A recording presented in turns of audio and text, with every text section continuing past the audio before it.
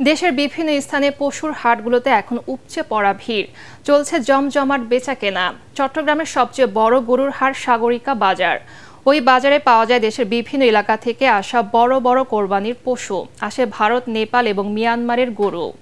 গরু কিনতে আসা কয়েকজন জানান, দাম গতবারের চেয়ে বেশি। সব মিলে শেষ মুহূর্তে হাট জমে উঠেছে বেচাকেনায়। এদিকে ক্রেতা বিক্রেতার স্বার্থ রক্ষা ও পশুর হাটের সার্বিক নিরাপত্তায় কাজ করার কথা জানিয়েছেন Chattogram metropolitan police commissioner Krishnapada Roy. হবিগঞ্জের বিভিন্ন স্থানে ক্রেতা বিক্রেতার পদচারণায় মুখর কোরবানির পশুর হাট। এসব হাটে এবার ভারতীয় গরুর চেয়ে দেশি গরু বেচাকেনা হচ্ছে বেশি। জেলা প্রাণী সম্পদ অধিদপ্তরের তথ্য অনুযায়ী কোরবানির ঈদকে সামনে রেখে জেলায় মোট পশুর হাট বসেছে ৫৭টি। গেল বছরও ওই হাটগুলো কিছু দেশি ও ভারতীয় গরুর দখলে থাকলেও এবছর দেশি গরুর দিকে দৃষ্টি ক্রেতাদের। ঠাকুরগাঁয়ে মাঠ কাঁপাচ্ছে কোরবানির গরু মানিক ও রতন।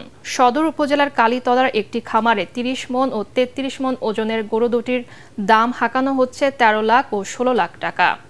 দেশীয় পদ্ধতিতে লালন পালন করা এই গরু দুটি ছাড়াও ওই খামারে রয়েছে দেশি জাতের গরু ও মহিষ। এদিকে জেলা প্রাণী সম্পদ বিভাগ বলছে, এবার ঠাকুরগাঁয়ে ২,০০০-এরও বেশি খামারে ১,৩০,০০০ পশু কোরবানির জন্য প্রস্তুত রয়েছে, যা চাহিদার তুলনায় ৪০,০০০ বেশি।